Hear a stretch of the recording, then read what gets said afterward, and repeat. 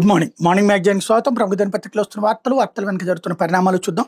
ఈనాడు చూస్తే రైతుల్ని దెబ్బతీసిన మోందా అన్నటువంటి వార్తని హైలైట్ చేసింది. పంట చేతికొచ్చే సమయంలో ముంచెత్తిన వరద, వేల ఎకరాల్లో నీట మునిగిన వరి, ఇతర పంటలు, కృష్ణా, కోనసీమ, కాకినాడ తదితర జిల్లాల్లో ఎక్కువ నష్టం, పొంగి పొర్లుతున్న నదులు, వాగులు, అక్కడక్కడ కరకట్టల గండ్లు, నీట మునిగిన పలు గ్రామాలు, భారీగా నేలకూలిన విద్యుత్ స్తంభాలు, దెబ్బతిన్న రహదారులు అన్నటువంటి వార్తని హైలైట్ చేశారు. ఇందులో మరికొన్ని రోజుల్లో పంట చేతికి వస్తున్న సమయంలో దూసుకొచ్చిన మోందా తుఫాన్ రైతులను కోలుకోలేని దెబ్బతీసింది, తీవ్ర నష్టాలు మిగిల్చింది. రాష్ట్ర వ్యాప్తంగా వేల ఎకరాల్లో పంటలు ముంచెత్తింది, పైరుని నేలకూల్చింది. ప్రధానంగా కృష్ణా, డాక్టర్ అంబేద్కర్, కోనసీమ, కాకినాడ, తూర్పుగోదావరి, గుంటూరు, పల్నాడు, ప్రకాశం తదితర జిల్లాల పరిధిలో పంట నష్టం ఎక్కువగా ఉంది. కోతకొచ్చిన వరితో పాటు పొట్ట, గింజ, గట్టిపడే దశలో ఉన్న వరి నేలవాలింది. పత్తి, మొక్కజొన్న, మినుము, పెసర, మిరప, పసుపుతో పాటుగా కూరగాయల పంటలకు తీవ్ర నష్టం వాటిల్లింది అన్నట్టు హైలైట్ చేశారు. లేకపోతే ప్రాణ ఆస్తి నష్టం బాగా తగ్గించాం, 16 నెలల్లో అద్భుత టెక్నాలజీ రూపొందించాం, అది అక్కడికి వచ్చింది. రాజధానిలో నుండి పల్లె వరకు యంత్రాంగాన్ని నడిపించాం, కూలింగ్ చెట్లను వర్షం కురుస్తుండగానే తొలగించాం, ఒక్క రోజులోనే సాధారణ పరిస్థితి తెచ్చాం, ప్రకృతి వైపరీత్యాలు ఎదుర్కొనేందుకు ఇదో మాన్యువల్, ప్రాథమిక అంచనా ప్రకారం 5,265 కోట్ల నష్టం, ముఖ్యమంత్రి చంద్రబాబు వెల్లడి అన్నటువంటిది హైలైట్ చేశారు. తుఫాన్లప్పుడు ప్రాణ నష్టాన్ని తగ్గించడం అన్నటువంటి దాంట్లో ఖచ్చితంగా సక్సెస్. అదే సందర్భంలో ఈ పంట నష్టాన్ని ఈ పక్కనే రాసుకొచ్చారు కదా, ఇంత నష్టం, వీటిట్లో ఏం నివారించగలుగుతాం మనం పంట నష్టాన్ని, లేకపోతే ఆస్తి నష్టాన్ని. కాకపోతే ఈ అతి ప్రచారం కొంప ముంచుతుంది అంటే అతి ప్రచారం ఉపయోగకరం అవుతుంది. ఇకపోతే అమ్మాయిలు అద్భుతం చేశారు అంటూ ప్రపంచ కప్ ఫైనల్లోకి భారత్ ఆస్ట్రేలియాతో సెమీస్లో రికార్డు చేదన, నాకౌట్లో కంగారులతో మ్యాచ్ అంటే ప్రత్యర్థి జట్టు ముందే జావుగారిపోతాయి. ఆ జట్టులో ప్రతి ఒక్కరూ మ్యాచ్ విన్నర్లుగా మరి ప్రత్యర్థుల మీద పడిపోతారు. అందులో ఈసారి గ్రూప్ దశలో ఓటమన్నదే లేకుండా ఆసీస్ అమ్మాయిలు చెలరగిన తీరు చూశాక మన సెమీస్ ప్రత్యర్థులు వాళ్లే అని తెలియగానే అందరిదే ఒకటే మాట, అమ్మో ఆస్ట్రేలియానా అని. అంచనాలకు తగ్గట్టే ఆసీస్ అదరగొట్టింది. ఆ జట్టు 338 పరుగులు చేయడంతో భారత్ కష్టమేనని తీర్మానించేశారంట. కానీ హర్మన్ ప్రీత్ కౌర్ బృందం అసాధారణ పోరాట పడిమతో ఆస్ట్రేలియాకి షాక్ ఇచ్చింది. జెమిమా రోడ్రిక్స్ 127 నాటౌట్ చిరస్మరణీయ శతకం సాధించిన వేళ ప్రపంచ రికార్డు లక్ష్యాన్ని ఛేదించేసింది. 5 వికెట్ల తేడాతో అపూర్వ విజయాన్ని సొంతం చేసుకుంది. హర్మన్ ప్రీత్ కూడా గొప్ప ఇన్నింగ్స్ ఆడింది 89తో. ఈ అద్భుత విజయం స్ఫూర్తితో ఆదివారం మన అమ్మాయిలు ఇంకో బలమైన అడుగు వేస్తే దశాబ్దాల ప్రపంచ కప్ కళ తీరినట్టే అన్నటువంటి హైలైట్ చేశారు. అయితే నష్టపోయిన అన్నదాతలను ఆదుకుంటాం, ఉప ముఖ్యమంత్రి పవన్ కళ్యాణ్. సన్నద్ధతోనే ముప్పుని ఎదుర్కొన్నామని వెల్లడి. తుఫాను ప్రభావంతో రాష్ట్రంలో 1.38 లక్షల హెక్టార్లోని పంటల నష్టం వాటిల్గా. అందులో కృష్ణా జిల్లాలో 46,000 హెక్టార్లో పంటలు దెబ్బతిన్నాయని ఉప ముఖ్యమంత్రి పవన్ కళ్యాణ్ చెప్పారు. 56,000 మంది రైతులు నష్టపోయిన వాళ్ళందరినీ ఆదుకుంటామని హామీ ఇచ్చారు.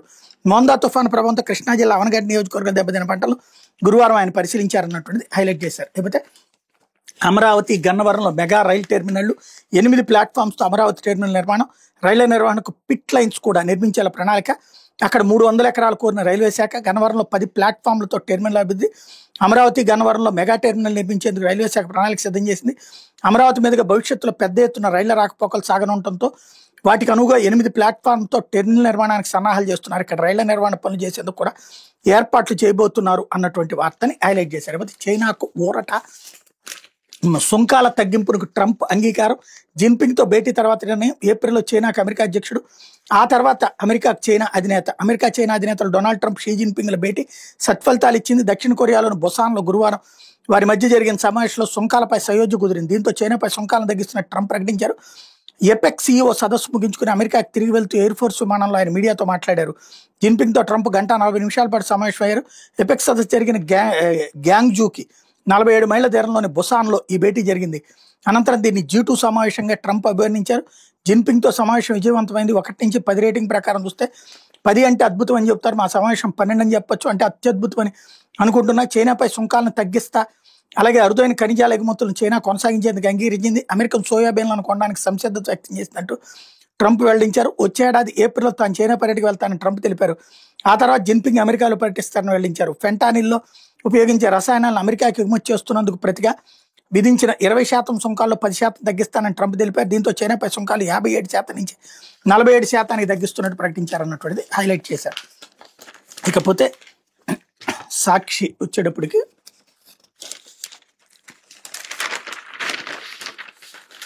రైతుకి భరోసా ఏది అన్నటువంటి వార్తను హైలైట్ చేశారు. చంద్రబాబుపై వైఎస్ఆర్సీపీ అధ్యక్షుడు వైఎస్ జగన్ ఆగ్రహం. చంద్రబాబు అధికారంలోకి వచ్చాక ఉచిత పంటల బీమా ఎత్తేశారు, ఏ పంటకు గిట్టుబాటు ధర లేదు. రాష్ట్రంలో ఈ 16 నెలల్లో 16 విపత్తులు వచ్చాయి. ప్రభుత్వం సాయం గుండు సున్నా. వీటికి అదనంగా ఈ తుఫాన్ తోడైంది. దీంతో రైతులు నడ్డి విరిగింది. చంద్రబాబు సృష్టించిన మరో విపత్తి ఇది. వైఎస్ఆర్సీపీ ప్రభుత్వంలో పక్కాగా ఉచిత పంటల బీమా, 85 లక్షల మంది రైతులకు 70 లక్షల ఎకరాల్లో ఉచిత ఇన్సూరెన్స్, రైతుల తరపున ప్రభుత్వమే బీమా ప్రీమియం చెల్లింపుతో పూర్తి భరోసా. ఆ 5 ఏళ్లలో 54.55 లక్షల మంది రైతులకి 7,802 కోట్ల పరిహారం. ఇప్పుడు కేవలం రుణాలు తీసుకున్న 19 లక్షల మంది రైతులకే బ్యాంకుల బీమా. 19 లక్షల ఎకరాలకు మాత్రమే బీమా వర్తిస్తే మరి మిగిలిన రైతుల పరిస్థితి ఏంటి? 2 ఏళ్లుగా ఏ సీజన్లోనూ ప్రీమియం కట్టని కూటమి ప్రభుత్వం. దీంతో అన్నదాతలు తీవ్రంగా నష్టపోయిన పరిస్థితి. అందుకే ఇది ఖచ్చితంగా మ్యాన్ మేడ్ కెలామిటీ. వీళ్ళు అరకొరగా చూపించిన 5.5 లక్షల మందికే ఇన్పుట్ సబ్సిడీకే 600 కోట్లు ఇవ్వాలి. 8 మంది చనిపోతే తుఫానుపై విజయంగా చంద్రబాబు క్రెడిట్ తీసుకోవడం ఏంటి? ఏ ఒక్క మనిషి కూడా చెడిపోకుండా ఉంటే క్రెడిట్ తీసుకున్న అర్థం ఉంటుంది. మోందా తుఫాన్ నేపథ్యంలో పార్టీ రీజనల్ కోఆర్డినేటర్, జిల్లా అధ్యక్షులతో వైఎస్ జగన్ వీడియో కాన్ఫరెన్స్ అన్నట్టు హైలైట్ చేశారు. లేకపోతే కన్నీరే మిగిలింది.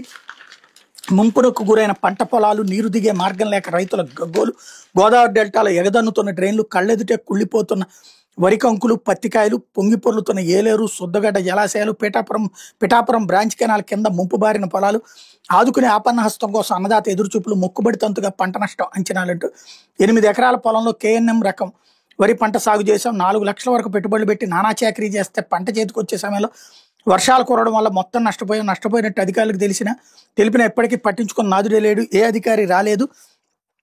కనీసం నష్టపోయిన రైతుల నుంచి వివరాలైనా తెలుసుకుంటే పరిహారం వస్తుందని ఆశ ఉండేది. ఇప్పుడు ఆశ కూడా లేదు అన్నటువంటిది హైలైట్ చేశారు. లేకపోతే నోటికాడ కూడు లాగేసినట్టయింది అంటూ నేను కౌలు భూమి 20 ఎకరాల్లో వరి సాగు చేస్తున్నాను, 5 లక్షల వరకు పెట్టుబడి పెట్టాను, తీరా వరి కోతకు వచ్చి కోసుకునే సమయంలో తుఫాన్ దెబ్బకు 10 ఎకరాల పంట నేల వాలిపోయింది, కొంత పంట నీట మునిగింది, నోటికాడ కూడు లాగేసినట్టయింది, ప్రభుత్వం అధికారులు నష్టాన్ని అంచనా వేసి ఆదుకో, లేకపోతే అప్పులు ఊబిలో కూరుకుపోతామన్నటువంటిది హైలైట్ చేశారు. లేకపోతే సంక్షోభాలు, తుఫాన్లను అమెరికా మనలా ఎదుర్కోలేదు, టెక్నాలజీతో తుఫాన్ ఎదుర్కొన్నాం, 16 నెలల్లో టెక్నాలజీ వ్యవస్థను తయారు చేసాం, రాష్ట్రంలో వర్షాలు పడే గ్రామాలను ముందే గుర్తించాం, కానీ వర్షాలు అక్కడ కాకుండా వేరే చోట కురిశాయి, కాకినాడ దగ్గర అనుకుంటే వేరే చోట తీరం దాటింది, మోందా బీభత్సం వల్ల ప్రాథమిక నష్టం 5,265 కోట్లు, పంట నష్టం అంచనాకు 5-6 రోజులు సమయం పడుతుంది, కేంద్రానికి త్వరలో నివేదిక, మీడియాతో సీఎం చంద్రబాబు. అలాగే బాబు గప్పాలకు ఆకాశమే హద్దు అంటూ ఏ పరివాహక ప్రాంతంలో ఎంత వర్షం పడుతుంది ఇప్పుడే తెలుసుకున్నారంట, అందుకు తగ్గట్టు నీటి నిర్వహణ చేశారంట. నిజానికి సిడబ్ల్యూసీ అప్పటికప్పుడు రాష్ట్రానికి బులెటిన్లు ఇస్తుంది. గ్రౌండ్ వాటర్ను కూడా రియల్ టైంలో పర్యవేక్షించారట. ప్రణాళిక విభాగం వెబ్సైట్లోని భూగర్భ జలాలపైన స్వోత్కర్ష, డ్రోన్లు, సీసీ కెమెరాలు, జియో ట్యాగింగ్ పైన డబ్బా కొట్టుడు, ఎప్పటి నుంచో ఉన్న విధానాలను ఇప్పుడు తామే చేసినట్టుగా మీడియా సాక్షిగా గొప్పలు అన్నటువంటి వార్తని హైలైట్ చేశారు. లేకపోతే వలసదారులపై మరో పిడుగు. అమెరికాలో వర్క్ పర్మిట్ల ఆటోమేటిక్ రెన్యువల్కి స్వస్తి. డిపార్ట్మెంట్ ఆఫ్ హోమ్ల్యాండ్ సెక్యూరిటీ ప్రకటన. పని అనుమతి పొడిగించాలంటే ప్రత్యేక తనిఖీలు, పరీక్షలు తప్పనిసరి. H4F1 వీసాదారులపై తీవ్ర ప్రభావం అన్నటువంటిది హైలైట్ చేశారు. లేకపోతే బాబు మరో కట్టు కథ. తిరుమల లడ్డూలో కల్తీ నెయ్యి ఆరోపణలు నిగ్గుదేల్చాలని వైవి సుబ్బారెడ్డిపై సర్కార్ దుష్ప్రచారం. ఇటీవల ఈ కేసులో చిన్నప్పన్న అనే చిరుద్యోగిని అరెస్ట్ చేసిన సిట్ రిమాండ్కి తరలింపు. 2018 ముందే సుబ్బారెడ్డి పిఏగా పనిచేసిన చిన్నప్పన్న, నిజానికి టీడీపీ ఎంపీ వేమిరెడ్డి దగ్గర కూడా పనిచేసిన చిన్నప్పన్న, అతన్ని అడ్డు పెట్టుకుని వైవి సుబ్బారెడ్డిపై తప్పుడు ఆరోపణలు, నెయ్యిలో జంతు కొవ్వులు కలిశాయనే ఆరోపణపై విచారణ కోరుతూ సుప్రీంకోర్టును ఆశ్రయించిన వైవి సుబ్బారెడ్డి దేవుడిని రాజకీయాల్లోకి లాగద్దని కూడా ప్రభుత్వానికి ఎతో పలికిన అత్యున్నత న్యాయస్థానం, అయినా మారని చంద్రబాబు ప్రభుత్వ తీరు అన్నటువంటిది హైలైట్ చేశారు. లేకపోతే ముంబైలో 17 మంది పిల్లల కిడ్నాప్ రక్షించిన పోలీసులు. ఆడిషన్స్ పేరిట పిలిచి వారిని బంధించిన స్టూడియో ఉద్యోగి. పోలీసులు అతి తెలివి చూపిస్తే స్టూడియో తగలబెడతానని బెదిరింపులు. మొత్తం 19 మందిని రక్షించిన పోలీసుల ఎదురుకాల్పుల కిడ్నాపర్ మృతి అన్నటువంటి వార్తని హైలైట్ చేశారు. లేకపోతే 6వ సబ్జెక్టుకి అరకొర స్పందన అంటూ ప్రస్తుత విద్యా సంవత్సరం నుంచి ఇంటర్మీడియట్ విద్యా విధానాలు చేపట్టిన సంస్కరణలపై విద్యార్థులు పెద్దగా ఆసక్తి చూపలేదు. కొన్నేళ్లుగా కొనసాగుతున్న సంప్రదాయ కోర్సులకు అదనంగా 25-26 విద్యా సంవత్సరం నుంచి సబ్జెక్టు ఎంపికలో ఎలక్టివ్ విధానం అందుబాటులోకి తీసుకొచ్చారు.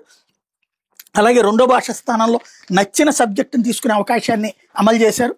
అయితే కొత్త విధానంపై అవగాహన కల్పించడం వెనుకబట్ట. విద్యా సంవత్సరం ముందు నుంచే మార్పులు చేర్పులు చేయకపోవడంతో ఎలక్టివ్ విధానం విద్యార్థులను ఆకర్షించలేకపోయింది. దీంతో అతి స్వల్ప సంఖ్యలో మాత్రమే అదనపు సబ్జెక్ట్ ఎంచుకున్నట్టు తెలుస్తోంది. 42 మంది సైన్స్ విద్యార్థులు ఆర్ట్స్ సబ్జెక్టులు ఎంచుకోవడం గమనార్హం. ముఖ్యంగా జేఈఈ, నీట్ పరీక్షలు రాసేందుకు వీలుగా విద్యా సంవత్సరం నుంచి ఎంపీసీ విద్యార్థులు బయాలజీ, బైపీసీ విద్యార్థులు మ్యాథమెటిక్స్ అదనపు సబ్జెక్టులు ఎంచుకునే అవకాశం కల్పించగా ఈ 2 గ్రూపుల్లోని కేవలం 2,592 మంది మాత్రమే 6వ సబ్జెక్ట్ తీసుకున్నారు. ఇక 2వ భాష సెకండ్ లాంగ్వేజ్ స్థానంలో ఏదైనా గ్రూప్ సబ్జెక్ట్ ఎంచుకునే అవకాశం ఇవ్వగా అతి కొద్ది మంది సబ్జెక్ట్ ఎంచుకున్నారు. గత ప్రభుత్వం అన్ని పాఠశాలను అంచెల వారికి సిబిఎస్ఈ సిలబస్ అమల్లోకి తెచ్చింది. దీంతో 24-25 విద్యా సంవత్సరంలో తొలిసారి 10వ తరగతి విద్యార్థులు సిబిఎస్ఈ సిలబస్ చదువుకుని పరీక్షలు రాశారు. వీరికి అనుకూలంగా 25-26 విద్యా సంవత్సరంలో ఇంటర్మీడియట్లో సిబిఎస్ఈ విధానం అందుబాటులోకి తెచ్చారు. ఈ క్రమంలో సబ్జెక్టుల ఎంపిక లాంగ్వేజెస్ స్థానంలో కొత్త సబ్జెక్ట్ ఎంచుకునే అవకాశం కల్పించారు. ప్రస్తుత విద్యా సంవత్సరంలో ఇంటర్మీడియట్ మొదటి సంవత్సరంలో 5,28,805 మంది విద్యార్థులు ఉండగా వారిలో 253 మంది మాత్రమే రెండో భాష స్థానంలో సైన్స్ సబ్జెక్టులు ఎంపిక చేసుకున్నారు. ఇందులో 117 మంది ఎంపీసీ విద్యార్థులు బయాలజీని, మరో 136 మంది బైపీసీ విద్యార్థులు మ్యాథమెటిక్స్ని ఎంచుకున్నారు. 6వ సబ్జెక్ట్ ఎంపికలోని విద్యార్థులు ఆసక్తి కనబరచడం లేదు అన్నటువంటి వార్తని హైలైట్ చేశారు. లేకపోతే ఆరోగ్యశ్రీ బకాయిలపై వేడని చిక్కుముడి వన్ టైం సెటిల్మెంట్ చేస్తామన్న ప్రభుత్వం చర్చించి చెప్తామన్న ఆశా ప్రతినిధులు, పెండింగ్ బకాయిలు వన్ టైం సెటిల్మెంట్ చేస్తామన్న ఆరోగ్యశ్రీ నెట్వర్క్ ఆసుపత్రి యజమానులకి ప్రభుత్వం ప్రతిపాదించినట్టు తెలుస్తోంది. అయితే దీనిపై అసోసియేషన్ సభ్యులతో చర్చించి తమ నిర్ణయాన్ని శుక్రవారం చెప్తామని ఆశా ప్రతినిధులు ప్రభుత్వానికి చెప్పినట్టు వెల్లడైంది. ప్రభుత్వం 3,000 కోట్లకు పైగా బకాయి పెట్టడంతో గత నెల 15 నుంచి ఏపీ స్పెషాలిటీ హాస్పిటల్ అసోసియేషన్ సమ్మె చేస్తున్న విషయం తెలిసింది. ఈ నెల 10 నుంచి పూర్తి స్థాయి సేవలను నిలిపేసి ప్రైవేట్ నెట్వర్క్ ఆసుపత్రులను సమ్మె ఉధృతం చేసే యజమానులు, వైద్యులు విజయవాడలో మహాధర్నా కూడా నిర్వహించారు. దీంతో గురువారం మరోమారు ఆశా ప్రతినిధులతో ప్రభుత్వం చర్చలు చేపట్టింది. ఈ క్రమంలో బకాయిల చెల్లింపు విషయంలో ఓటీఎస్ ప్రతిపాదన ప్రభుత్వం ఆసుపత్రుల ముందు ఉంచిన సమాచారం. ఓటీఎస్లో భాగంగా బకాయిల్లో కోత పెట్టి చెల్లింపులు జరుపుతామని తెలిపినట్టు తెలుస్తోంది. ఏ మేరకు కోత పెడతారు, ఎప్పట్లోకి చెల్లిస్తారనే అంశంపై ప్రభుత్వం స్పష్టత ఇవ్వలేదని తెలిసిందన్నటువంటి వార్తని హైలైట్ చేశారు. కాకపోతే హైకోర్టులోనే వాదనలు వినిపించండి, మార్గదర్శి ఆర్బీఐ నిబంధనల ఉల్లంఘనపై ఉండవాళ్ళకి సుప్రీంకోర్టు సూచన. మార్గదర్శి ఫైనాన్షియల్ సంస్థ ఆర్బీఐ నిబంధనల ఉల్లంఘనపై వాదనలు అంశాన్ని హైకోర్టులో వినిపించాలని న్యాయమూర్తులు జస్టిస్ సంజయ్ కుమార్, జస్టిస్ అలోక్ కరాదేలతో కూడిన సుప్రీంకోర్టు ధర్మాసనం గురువారం మాజీ ఎంపీ ఉండవల్లి అరుణ్ కుమార్కి సూచించింది. ఇందుకు సంబంధించిన సివిల్ అప్పీల్పై ఉండవల్లి వర్చువల్ విధానంలో తన వాదనలు వినిపిస్తుంది. కేవలం డిపాజిట్ల వసూళ్లు చెల్లింపులకు సంబంధించిన సమస్య మాత్రమే కాదని రిజర్వ్ బ్యాంక్ ఆఫ్ ఇండియా నిబంధనలను మార్గదర్శి యథేచ్ఛగా ఉల్లంఘించిందని దీనిపై సమగ్ర విచారణ జరగాలని న్యాయస్థానాన్ని తెలిపారు. ఉండవల్లి వాదనలు పరిగణలోకి తీసుకున్న ధర్మాసనం ప్రస్తుతం తాము కేసు మెరిట్లోకి వెళ్లడం లేదని, హైకోర్టు స్టే ఇవ్వని అంశాన్ని మాత్రం విచారిస్తున్నామని తెలిపింది. అత్యున్నత న్యాయస్థానం తాజా ఆదేశాల నేపథ్యంలో ఈ సివిల్ అప్పీల్స్కి సంబంధించిన అంశాలపై విచారణ తిరిగి హైకోర్టుకు చేరినట్టయింది. ప్రజల నుంచి మార్గదర్శి డిపాజిట్ల సేకరణ చట్టవిరుద్ధం అని పేర్కొన్నటువంటి కేసుకు సంబంధించి జరుగుతోంది అన్నటువంటి వార్తని హైలైట్ చేశారు. లేకపోతే ఆంధ్రజ్యోతి మోందా నష్టం 5,265 కోట్లు, ఇది ప్రాథమిక అంచనా సీఎం అన్నటువంటి. అట్లాగే ప్రతి రైతుని ఆదుకుంటామంటూ పవన్ కళ్యాణ్ స్టేట్మెంట్ హైలైట్ చేశారు. అయితే ప్రజల్లోకి పోలీసులు కమ్యూనిటీ ఫస్ట్తో నేరాల కట్టడి, డిజిటల్ అరెస్ట్ పేరు వృద్ధుడి నుంచి 3.7 కోట్ల దోపిడీ, డాక్టర్కి 3 కోట్ల కుచ్చుటోపీ లాంటి వార్తలు తరచూ వింటుంటారు. సామాన్యుల నుంచి ఉన్నత విద్యావంతుల దాకా చివరికి ఎమ్మెల్యే ఎంపీలకు కూడా సైబర్ నేరగాలు మోసం చేస్తున్నారు. ఇంకా అధిక వడ్డీలు, చిట్టీల పేరిట మోసాలు, గంజాయి, డ్రగ్స్ రవాణా, మహిళలపై నేరాలు, రోడ్డు ప్రమాదాలు ఎందరో జీవితాలు ఛిద్రం చేస్తున్నాయి. పోలీసులు సవాల్గా మారుతున్నాయి. ఈ 5 రకాల నేరాలను అరికట్టేందుకు పోలీసులు సమగ్ర ప్రణాళిక రూపొందించారు. నేరాలు జరిగాక బాధ్యులను అరెస్ట్ చేయడంతో పాటు నేరాల బారిన పడకుండా ముందుగానే ప్రజల్లో అవగాహన పెంపొందించేందుకు చర్యలు తీసుకున్నారు. ఆంధ్ర రాష్ట్ర అవతరణ దినోత్సవం నవంబర్ 1 ఇందుకు శ్రీకారం చుడుతున్నారు. కమ్యూనిటీ ఫస్ట్ పెట్టి ప్రజల్లోకి వెళ్ళి విస్తృత ప్రచారం చేయబోతున్నారు అన్నటువంటిది హైలైట్ చేశారు. ఇంతకీ నవంబర్ 1 ఉత్సవాలు మాత్రం రాష్ట్ర ప్రభుత్వం నిర్వహించట్లేదు. మరి నవంబర్ 1 అవతరణ దినోత్సవం బేస్ చేసుకుని చేస్తున్నాడు మాత్రం జ్యోతి రాసుకొచ్చింది. లేకపోతే అప్పు తెచ్చిన బకాయిలు చెల్లింపు అంటూ నెట్వర్క్ ఆసుపత్రులకి ఒకేసారి చెల్లించేందుకు 3,000 కోట్ల రుణానికి ప్రభుత్వ నిర్ణయం. ఆశా ప్రతినిధులతో జరిగిన భేటీలో ఎన్టీఆర్ వైద్య సేవ ట్రస్ట్ సీఈఓ వెల్లడి. ఆందోళన విరమణకు ఆసుపత్రుల అంగీకారం అంటూ క్వశ్చన్ మార్క్ పెట్టారు. నెట్వర్క్ ఆసుపత్రులు చెల్లించాల్సిన బకాయిల విషయంలో ఎన్టీఆర్ వైద్య సేవ ట్రస్ట్ సరికొత్త ఆలోచన చేస్తుంది. దాదాపు 3,500 కోట్ల వరకు ఉన్న పెండింగ్ బకాయిల మొత్తాన్ని వన్ టైం సెటిల్మెంట్ కింద చెల్లించాలని భావిస్తుంది. ఇందుకోసం బ్యాంకు నుంచి రుణం తీసుకోవాలని ప్రభుత్వం నిర్ణయం తీసుకున్నట్టు వైద్య సేవ ట్రస్ట్ సీఈఓ దినేష్ కుమార్ గురువారం ఆంధ్రప్రదేశ్ స్పెషాలిటీ ఆసుపత్రికి చెప్పారన్నటువంటిది హైలైట్ చేశారు. లేకపోతే నెయ్యిలోను కమిషన్ల దందా అంటూ కాంట్రాక్టర్లకు వైవీపీఏ అప్పన్న బెదిరింపులు, బోలేబాబా ప్రీమియం డైరీలపై ఒత్తిళ్లు, కమిషన్లు ఇవ్వకుంటే కాంట్రాక్టర్ రద్దు, నేరుగా ఫోన్ల హెచ్చరికలు. అప్పన్న నిరుపేద అయినా ఢిల్లీ బ్యాంకులో 4,500 కోట్లు, విశాఖలో 13 ఖరీదైన స్థలాలు, ఫ్లాట్లు ఎవరి బినామీయో తేల్చేందుకు సిట్ సమాయత్తం అన్నటువంటి హైలైట్ చేశారు. జోగికి బిగిస్తున్న నకిలీ మద్యం ఉచ్చు, త్వరలోనే ఆయన విచారణకు పిలిచే అవకాశం, ఇప్పటికే జోగి పేరును వెల్లడించిన అద్దేపల్లి సోదరులు అన్నటువంటిది హైలైట్ చేశారు. లేకపోతే కార్గో క్యాబిన్లో రెండో డ్రైవర్ నిద్ర, కర్నూలు బస్సు ప్రమాదంపై పోలీసులు విచారణ, ఆసక్తికర అంశాలు, మృతుల కుటుంబాలకు వీకావేరీ ట్రావెల్స్ ఆర్థిక సాయం. కర్నూలు బస్సు ప్రమాదం ఘటనపై విచారణ చేస్తున్న పోలీసులు పలు ఆసక్తికర అంశాలు తెలుస్తున్నాయి. వీకావేరీ ట్రావెల్స్ బస్సు మంటల్లో చిక్కున్న సమయంలో రెండో డ్రైవర్ శివనారాయణ బస్సు కింది భాగంలో కార్గో క్యాబిన్లో నిద్రిస్తున్నట్టు తెలిసింది. చాలా బస్సుల్లో రెండో డ్రైవర్ అందులోనే పడుకుంటారని, అత్యవసరమైతే ప్రయాణికులను కూడా ఆ క్యాబిన్లోకి తరలిస్తారని వెలుగు చూసింది. పోలీసుల విచారణలో రెండో డ్రైవర్ పలు ఆసక్తి విషయాలు వెల్లడించేవాడు. ప్రమాద సమయంలో తాను కార్గో క్యాబిన్లో గాఢ నిద్రలో ఉన్నట్టు భారీ శబ్దం రావడంతో మెలకు వచ్చినట్టు చెప్పాడు. ముందు భాగంలో మంటలు చెలరేగిన సమయంలో కంగారుగా డ్రైవర్ లక్ష్మి తన వద్దకు వచ్చినట్టు చెప్పారు. తామిద్దరూ ఎంత ప్రయత్నించిన మంటలు అదుపులో రాలేదని, బస్సు కుడివైపున అద్దాలు పాల్గొట్టి కొంతమంది ప్రయాణికులను బయటికి లాగామని వెల్లడించాడు. ఇతరులతో కలిసి తాము చేసిన ప్రయత్నం వల్ల 27 మంది ప్రయాణికులు ప్రాణాలతో బయటపడ్డారన్నాడు. ప్రమాదంలో మృతి చెందిన 19 మంది కుటుంబాలకు ఒక్కొక్కరికి 2 లక్షలు చొప్పున, గాయపడిన నలుగురికి 50,000 చొప్పున కావేరీ ట్రావెల్స్ యాజమాన్యం ఆర్థిక సాయం అందజేసింది. ఈ మేరకు 40 లక్షల చెక్కును ఆ సంస్థ ప్రతినిధి జిల్లా కలెక్టరేట్లో గురువారం మంత్రి టీజీ భారత్కి అందజేశారు. కాగా ప్రమాదంలో మృతి చెందిన ఏపీ వాసులైన 7 కుటుంబాలకు 5 లక్షల చొప్పున పరిహారం అందిస్తామని రాష్ట్ర ప్రభుత్వం ప్రకటించిన విషయం తెలిసిందే.